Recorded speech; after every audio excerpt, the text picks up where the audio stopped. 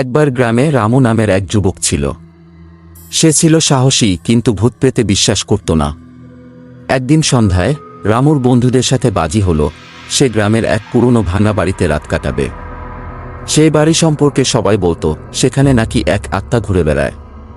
রামু এসব কথা শুনে হেসে উড়িয়ে দিল এবং বলল, ভূত বলে কিছু নেই। রাতের বেলায় রামু সেই ভাঙা বাড়িতে ঢুকল।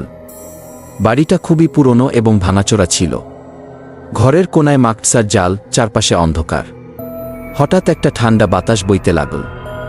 রামু ভাবল, এত শুধু হাওয়া, কিছুই নয়। সে একটা মোমবাতি জ্বালিয়ে বসে পড়ল।